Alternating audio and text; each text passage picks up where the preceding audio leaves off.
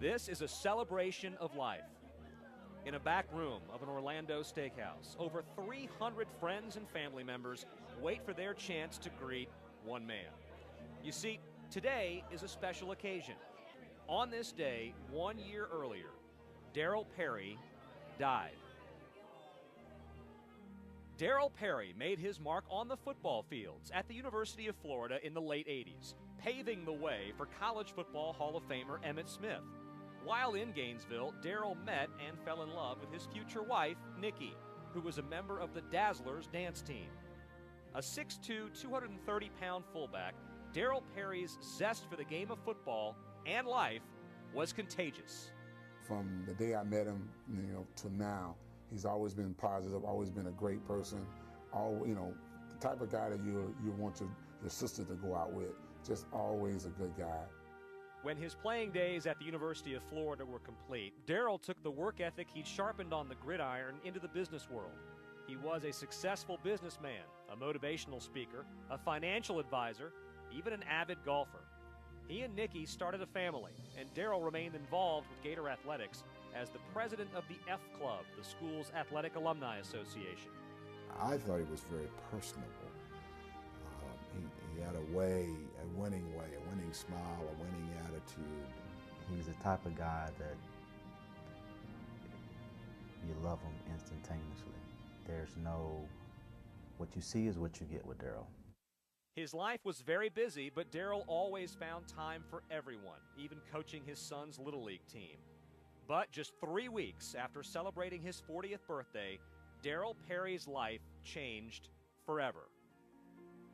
We went to bed around midnight, and then about 4:08, he made a sound, and I thought he was snoring, because sometimes he snores, so I nudged him. You're snoring. And then he made another sound that just, I don't know why. And he was there gasping for breath, frothing at the mouth, eyes rolled back. So I immediately called 911, and while I was speaking to her, saying, my husband, something's wrong, he let out that last breath. Darryl Perry experienced sudden cardiac death. It's a heart attack caused by an irregular heart rhythm. Irreparable brain damage and death usually can occur within 4 to 6 minutes after an attack. Darryl Perry went 7 minutes before paramedics could restore his heartbeat. Eventually, he was transported to Orlando Regional Medical Center and placed in a device called the Arctic Sun. The Arctic Sun induces hypothermia, which helps prevent further damage to brain cells. But even after stabilizing his condition, Perry's prognosis remained bleak.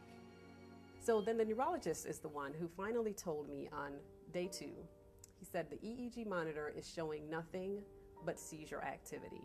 He said the brain cells are making their last gasp for breath. They're all dying. There is no hope of there ever being any recoverable brain activity. So you need to think about when you're going to pull the plug.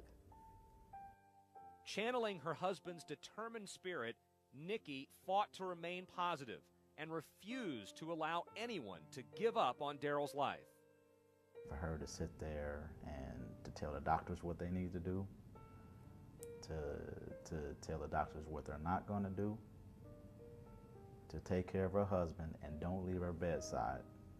Kids at home, you look up Superwoman, her face is right there. Nikki gave me inspiration. She didn't want anybody around the whole situation that wasn't positive.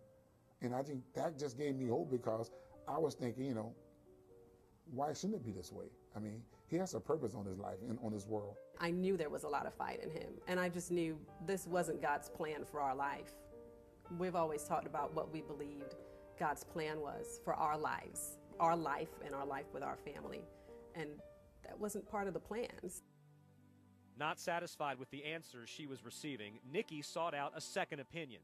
She turned to one of the top neurologists in Central Florida, Dr. Ira Goodman, who supplied an entirely different outlook on Darryl's condition. When I walked in the room, I saw him laying there having seizures, his EEG showing him having seizures, showing a very, very variable pattern. One of the patterns he had was what they call burst suppression, where the brain would be very little activity and then fire, which would correlate with his movement. And that usually signifies that the brain cells are dying. There was one study done several years ago that looked at 85 people who had continuous seizures, what they call myoclonic seizures, like Mr. Perry had after cardiac arrest. None of those 85 people awoke. But all of the literature that we're basing these decisions on are in patients who never received this hypothermia treatment. The new doctor that came in, he never gave me any false hope. He never told us anything other than what the records showed. But he said something to me that first day. He said the brain is the most mysterious organ. He said all we can do is wait and see and do what you do, which is pray. Coming up, signs of life from Darryl Perry. Then on about day 11, I walked in and said my usual, open your eyes, and he opened them. That's next on Under the Lights, Stories of Courage.